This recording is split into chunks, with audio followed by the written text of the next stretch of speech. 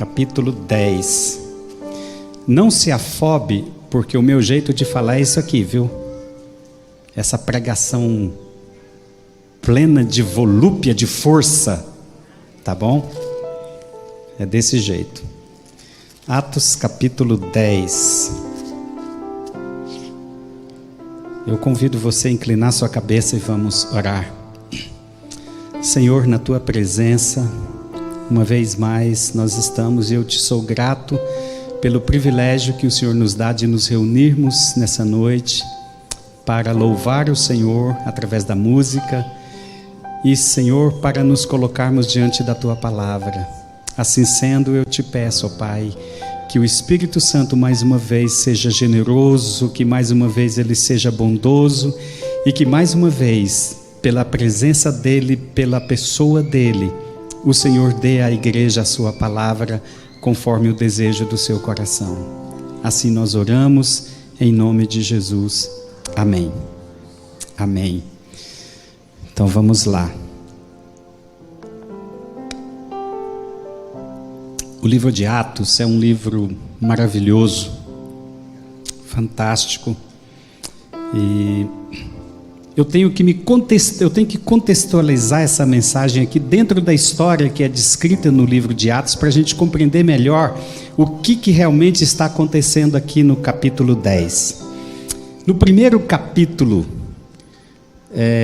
Jesus fala do derramamento do Espírito Santo sobre a igreja.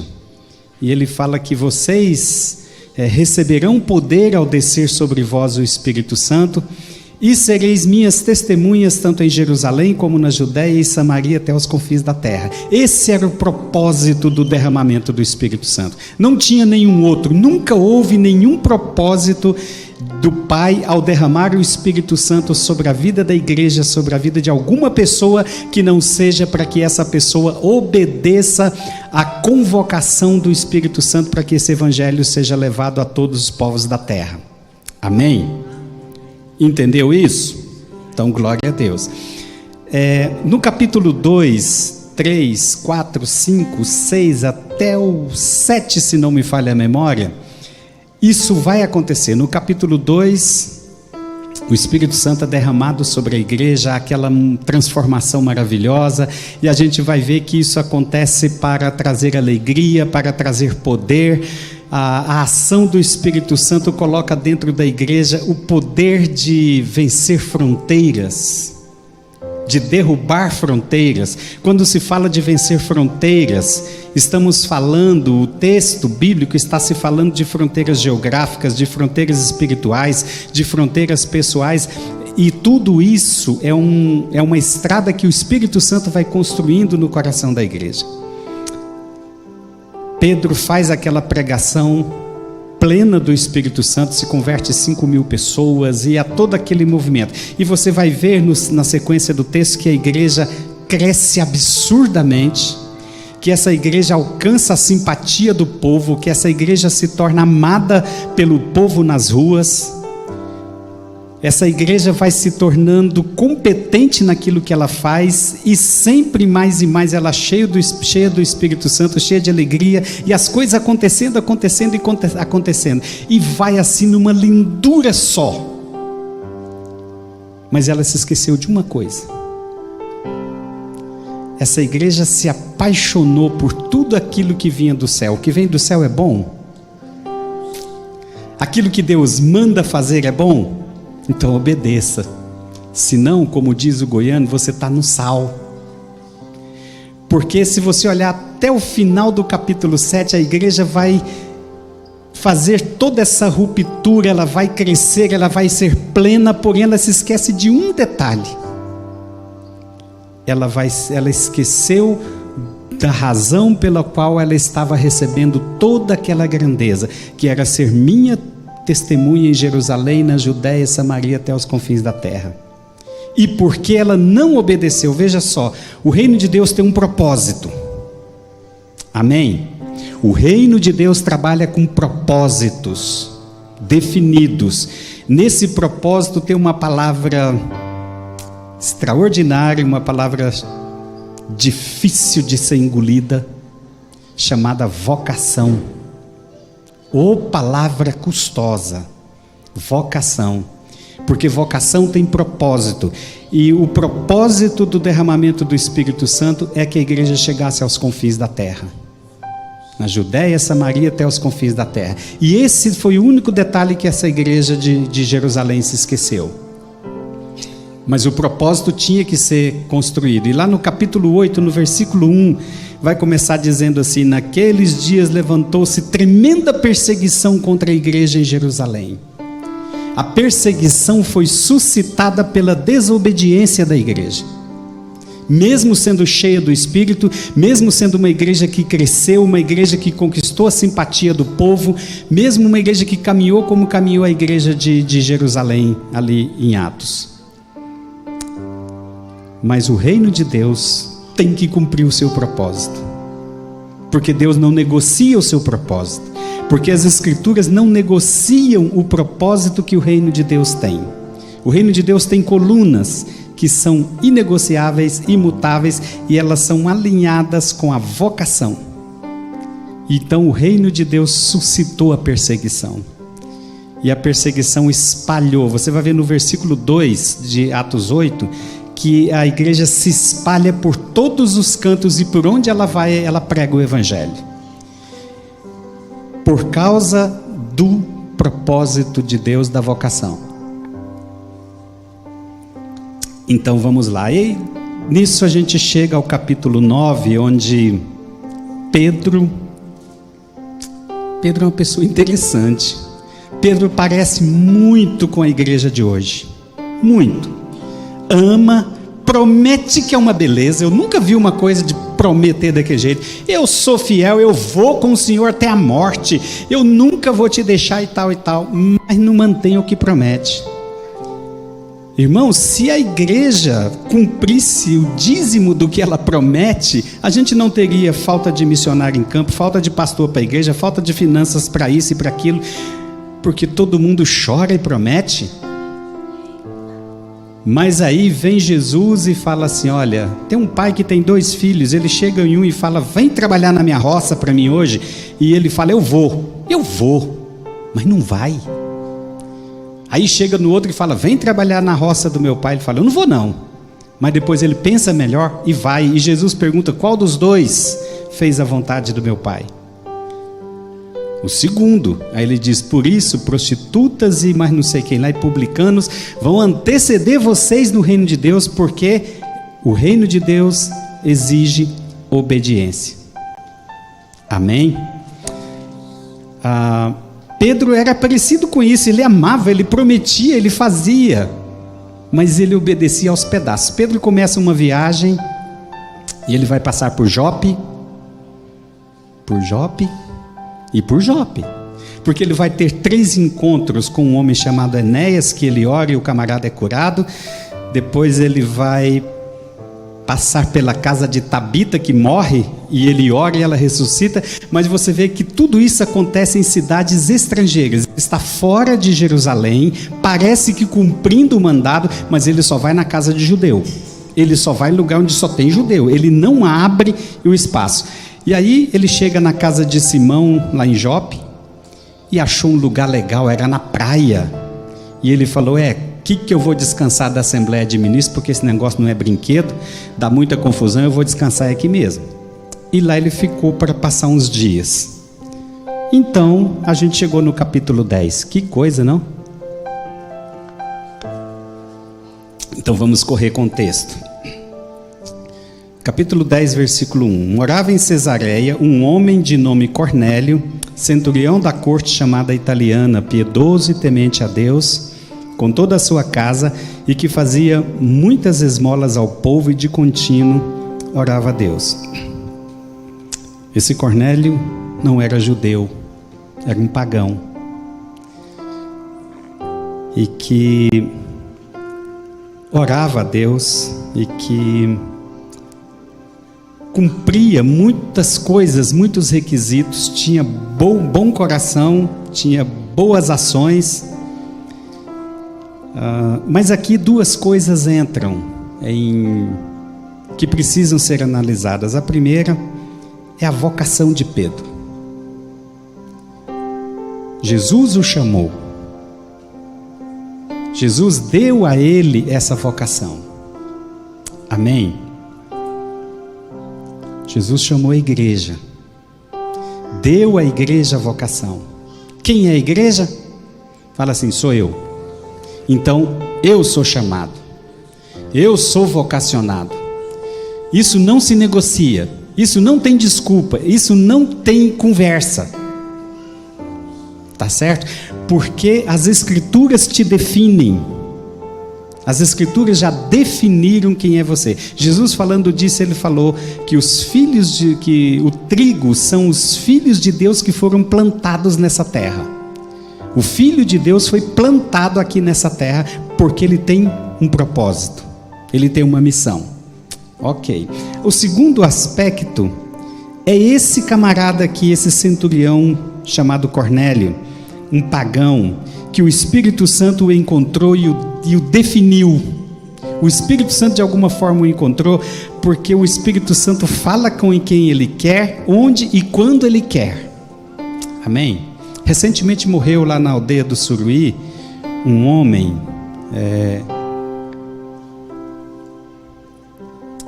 pelas histórias contadas, o povo indígena é um povo oralista, toda a informação que você tem do povo você tem que escutar, que ele foi o primeiro convertido entre a sua etnia. E eu fui lá visitá-lo, e conversando com ele estava muito doente, e ele me contou toda a sua história. Ele se converteu há muitos anos, há mais de 30 anos, sozinho na mata.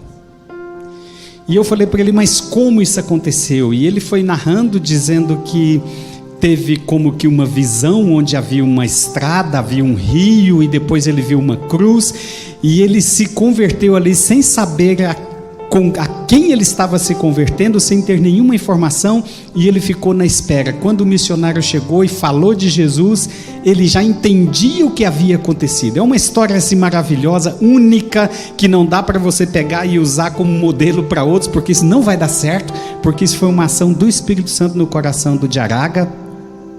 E quase todas as músicas que nós cantamos na aldeia hoje, na língua materna, foram composição dele. Aquela música lentona, aquele batidão triste que é a música indígena, né? Tan, tan, tan, tan, tan, tan, tan. Eu sou um excelente cantor, tá bom? E eu fiquei guardando isso no meu coração e analisando isso por muito tempo. Como o Espírito Santo achou uma pessoa no meio da floresta e falou com ela e revelou Jesus a essa pessoa, de forma que quando chega o missionário, a obra já está pronta. Algo semelhante a isso aqui aconteceu. Esse homem observou claramente durante uma visão, cerca da hora 9 do dia, um anjo de Deus que se aproximou dele e lhe disse: quantos de vocês aqui às 3 horas da tarde já teve uma visão de anjo? Pois se esse pagão aqui teve. Deus olha para um camarada que não entendia, que não sabia, que não fazia parte do povo da aliança, manda um anjo ir lá falar com ele às 3 horas da tarde. Eu falei, Deus, mas que coisa, eu oro há tanto tempo, nasci dentro de uma igreja e nunca vi um anjo. Pois não é? Cornélio, este, fixando nele os olhos e possuído de temor, perguntou: o que é, Senhor? E o anjo lhe disse: as tuas orações e as tuas esmolas subiram para a memória diante de Deus. É preciso considerar 2 coisas aqui muito importantes dentro dessa questão do reino de Deus. A primeira é quando o anjo fala com ele, que ele vê o anjo, a pergunta que ele faz: o que é, Senhor? O que está acontecendo? Essa pergunta vai trazer a realidade daquilo que às vezes nós vivemos diante de Deus, mas nunca fazemos essa mesma coisa. O que é, Senhor? O que é que eu devo fazer com a minha vocação? O que eu devo fazer? O que o Senhor quer que eu faça?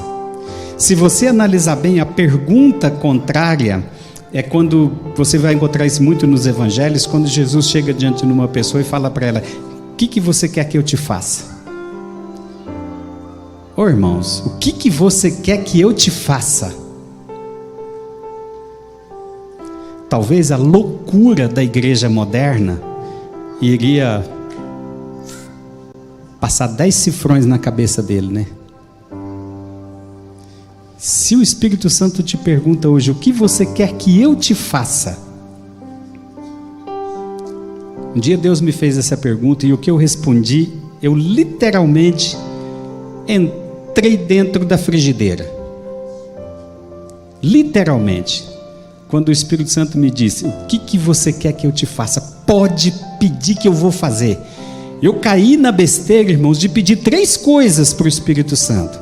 Eu pedi amor, porque eu disse, se o Senhor não me ensinar amor todo dia, como a gente come arroz com feijão todo dia, eu não vou dar conta desse negócio aqui. Eu não sabia o que era amor. A outra coisa, eu pedi sabedoria. Irmãos, mas eu pensava que sabedoria é um negócio que vinha assim como um pacote, puf, na sua cabeça e pronto. Como eu aprendi o espanhol, né, para trabalhar na beira do rio, caiu na minha cabeça e pronto. Mas sabedoria é um negócio custoso demais, longo, nunca termina, é todo dia, todo dia, todo dia, todo dia. E a outra coisa foi fé. Quem é bom de fé lá em casa é a Meire. Chega da raiva na gente. Sabe quando você está com medo, que você tem que ir em algum lugar, que você tem que enfrentar uma situação daquelas difíceis?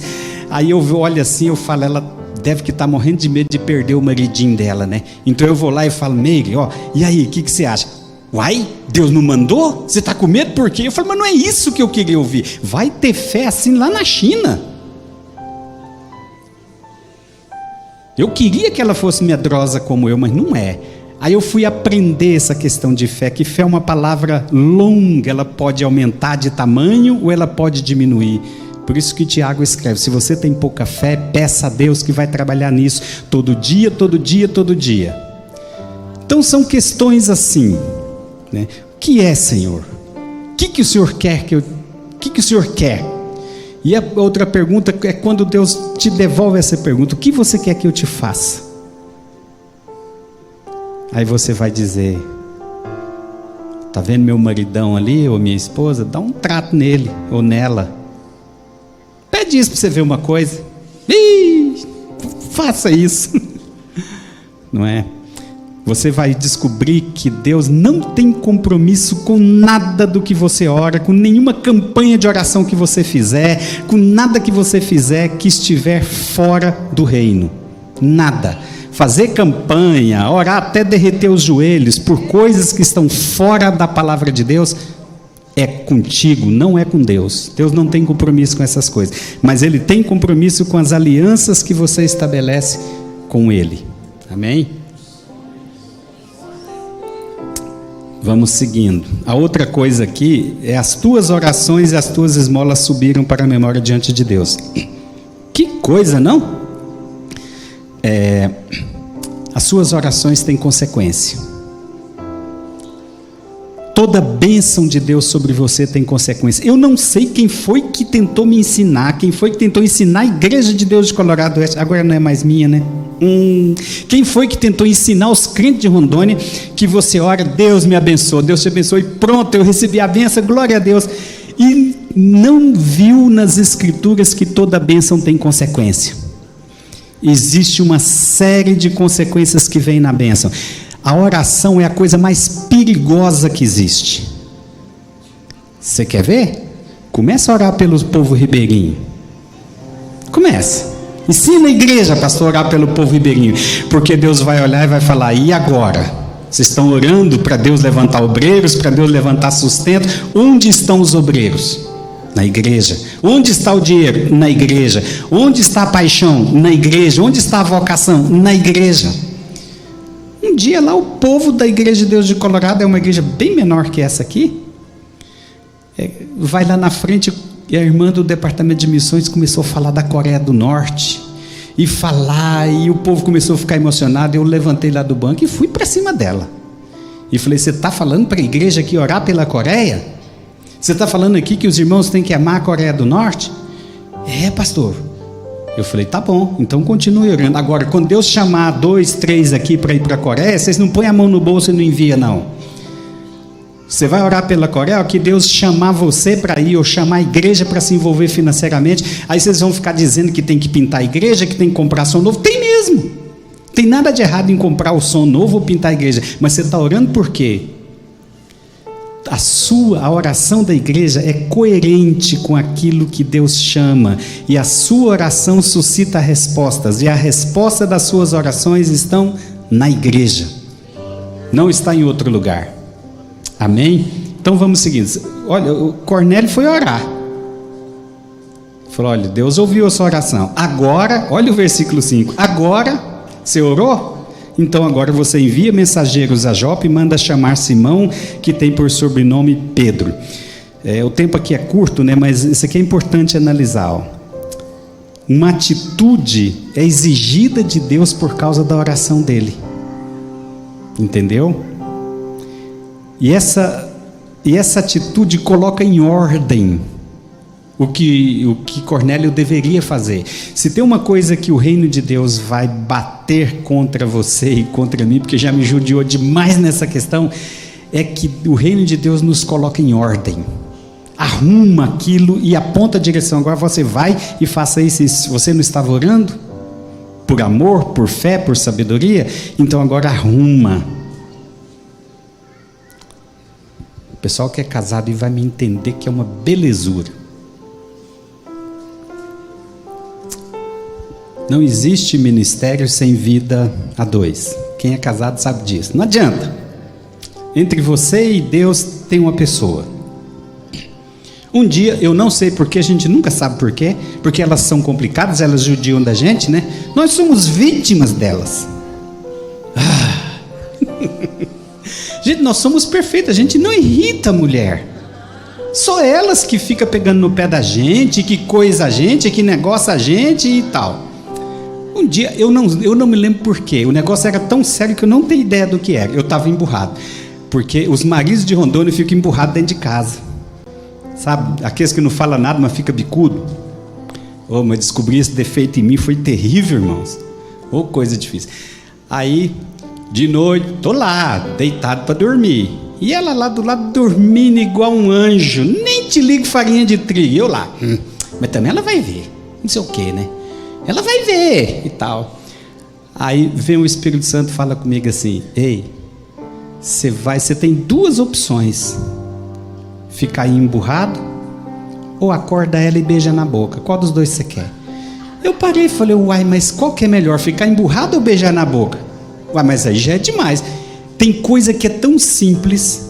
E aí, lógico, acordei ela, o que foi? Nada não, é só para beijar. Beijar, então vem, beija, pronto, acabou. Pronto, está resolvida a questão. O Espírito Santo, o reino de Deus, as Escrituras vai nos colocando em ordem, vai organizando a nossa vida, isso em todas as áreas. Amém? Esse negócio é custoso. No caso de Cornélio aqui, era resolver o problema da busca que ele não tinha. Deus podia ter usado o anjo para fazer isso, para falar com ele, pregar o evangelho para ele, mas essa prerrogativa não é dos anjos, não é do Espírito Santo, essa prerrogativa é da igreja, porque quem foi vocacionado para isso, quem tem um propósito para isso, é a igreja. Ele está hospedado com Simão, um curtidor, cuja residência está situada à beira-mar. Mas que coisa, né? Dá o endereço certinho, deu o GPS para ele certinho. Falou, bota aí no seu iPad aí que você vai chegar lá. Logo que se retirou o anjo que ele falava, chamou 2 dos seus domésticos e um soldado piedoso dos que estavam a seu serviço. Aqui tem 2 coisas importantes também a ser colocadas. Primeiro, que o Espírito Santo direciona. O reino de Deus te dá direções. Mostra para onde você tem que ir. O segundo aspecto importante aqui é a obediência. Cornélio obedeceu imediatamente. Irmãos, a obediência não admite procrastinação. Eu que o diga. Como é difícil tentar enrolar Deus. Como é difícil tentar enrolar as Escrituras. O Evangelho é tão simples, tão objetivo, que eu não tenho dúvida nenhuma que a maior dificuldade da igreja é lidar com o Evangelho. É entender o que é o Evangelho e lidar com ele. Eu ando assustado ultimamente com a igreja. Eu sou pastor, então eu posso falar, né? A dificuldade que a igreja tem em lidar com o evangelho. Coisas como perdão, coisas simples. Perdão, a bondade, a reconciliação, o ministério de reconciliação que a igreja recebeu e não o ministério da pancada, da batalha. E a igreja não dá conta de lidar com o evangelho. Simples assim. Seguindo, e havendo-lhes contado tudo, enviou-os a Jope. Mais um ponto aqui. Quem foi que ele chamou para contar o que tinha acontecido e dar a eles a missão de ir lá buscar o Pedro? Homens da sua confiança. Não chamou qualquer um, não chamou a torcida do Flamengo, né? Podia ter até um flamenguista lá no meio, mas ia atrapalhar a missão, né? Ande e confie as coisas que Deus entregou a você com pessoas com quem você possa compartilhar com segurança, confiança, pessoas que te conduzam para cima. Amém? Então vamos chegar rapidinho aqui, porque misericórdia, né? No dia seguinte, indo eles de caminho e estando já perto da cidade, subiu Pedro ao eirado por volta da hora sexta a fim de orar. Tem umas coisas que eu não entendo em crente. No discípulo. Você é um discípulo? Amém. Então fala assim: eu sou discípulo. O discípulo é aquele que anda perto. O discípulo é aquele que caminha com, deita com, come com, viaja com. Amém? Então tá bom. O tal do discípulo sempre tem que orar. Eu fico, mas meu Deus, eu tenho lá a avó da Mega, ela tem 94 anos, é um dos pilares da Igreja de Deus no Brasil, uma senhora incrível, mas você não tem como ir visitar ela para filar o cafezinho dela lá, daquele fogão de lenha maravilhoso que tem lá na roça, se você não cantar uns 3 cânticos do Inário e não orar, você não sai de lá. Eu falo, mas chega de orar, avó? Não. Tá bom, então o discípulo ora. Eu acho tão bom o tal do pastor, sabe por quê?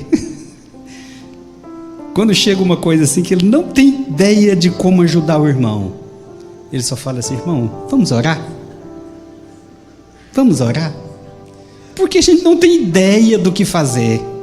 Então a gente busca esse caminho da oração, porque a oração traz respostas, a oração traz consequências, e a oração traz responsabilidades. Então vamos seguindo.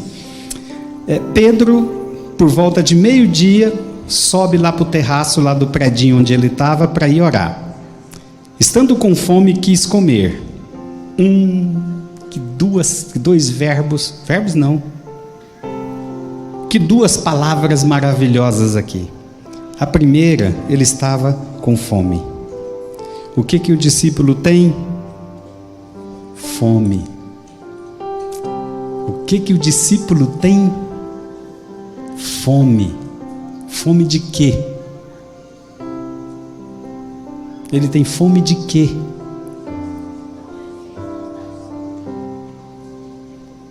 Fome é uma coisa que não espera. Fome é urgência. Fome é necessidade. O discípulo tem fome. Eu sinto fome de tanta coisa que eu fico, Senhor, tem misericórdia, né? E quis comer. O que o discípulo tem? Fome. E o que ele quer? Comer. Isso aqui define o discípulo de Jesus. Isso aqui define a igreja. A igreja tem fome. E a igreja quer comer. Glória a Deus. Fui me encontrar com o pastor Expedito e ele ficou conversando. Quando deu quase 13h eu já estava vesgo de fome. Quem tem fome quer comer. Ah, mas que churrascaria deliciosa que esse trem lá, é bom demais da conta.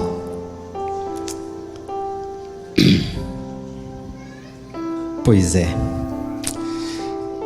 O discípulo tem fome e ele quer comer. O problema é que quando ele tem fome, e ele quer comer, quem define o que ele vai comer para matar a sua fome é o reino. Quem define a comida é o Evangelho. Quem define a comida é o Senhor. Não é você. A sua missão é ter fome. O que você vai comer é Deus que manda. Não é você. Esse negócio é custoso. Estamos analisando aqui o Pedro, né, o irmão Pedro, que eu disse que ele era custoso, que ele era meio desobedientão, porque ele caminhava entre os povos, mas só com judeu. A comida dele era pregar para os judeus.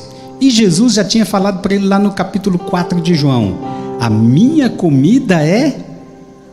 Quando o pessoal pensou que tinha de levar marmita para ele, a minha comida é fazer a vontade daquele que me enviou. Que coisa! Estando com fome, quis comer, mas enquanto lhe preparavam a comida, sobreveio-lhe um êxtase. Ele teve uma visão. Então viu o céu aberto e descendo um objeto como se fosse um grande lençol, o qual era baixado à terra pelas 4 pontas, contendo toda sorte de quadrúpedes, répteis da terra e aves do céu. Ele tem uma visão. Ele estava com fome e ele queria comer. E ele tem uma visão de um lençol, de um grande prato de comida, mas repleto de coisas que ele não queria comer. E ouviu-se uma voz que dirigia-se a ele. Ó, irmãos, o que ele tinha? Fome. O que ele queria? Comer. Olha a ordem que ele recebe: levanta-te, Pedro, mata e come. Está definido. Levanta-te, Pedro, mata e come. Trabalhar com povos indígenas é a coisa mais complexa que eu já fiz até hoje. Eu ia dizer que eu inventei, mas a comida não é minha. A comida foi Deus que mandou eu comer essa comida. Amo esse negócio, porque eu tenho fome por esse negócio. Mas eu reconheço que eu preferiria uma igreja perfumada e cheirosa. Eu estou deixando a igreja de Colorado do Oeste porque o tempo de comida ali acabou. Eu tenho que partir para cima de uma coisa. Eu estou com 27 anos de idade. Isso significa, irmãos, que eu estou com 29 de casado, né? Isso significa que eu tenho o quê? Mais 10 anos de ministério? Mais 15? Então eu tenho que partir para cima daquela vocação, daquele propósito e abraçar com o resto de coragem que me resta para comer aquilo que Deus mandou eu comer. Pronto, arco, flecha, né? Vamos embora.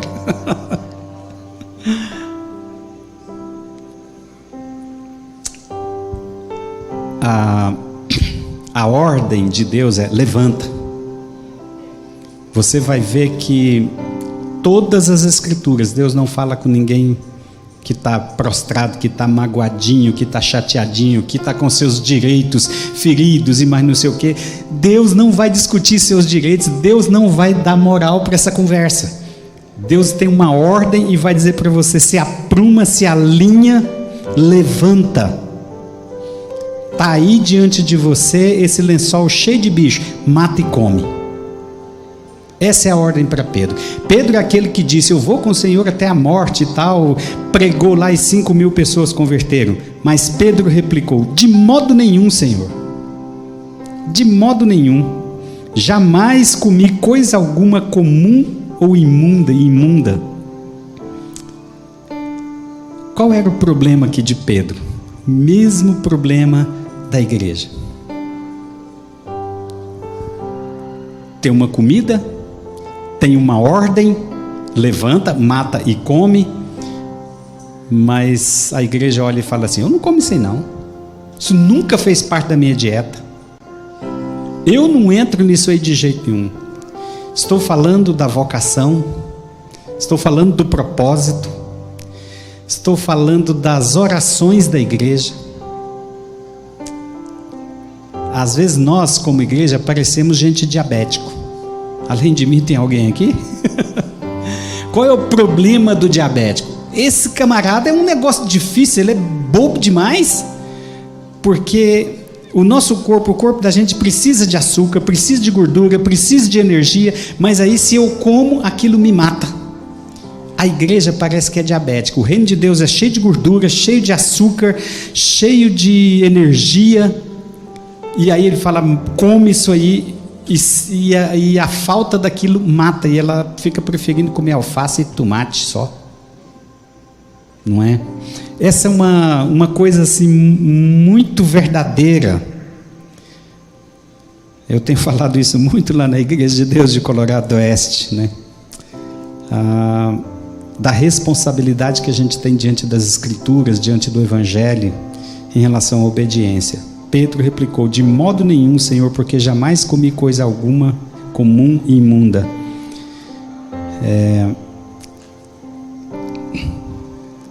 Às vezes Deus manda a gente comer uma comida que a gente não queria, porque a gente entendeu que tinha um negócio melhor, mais fácil.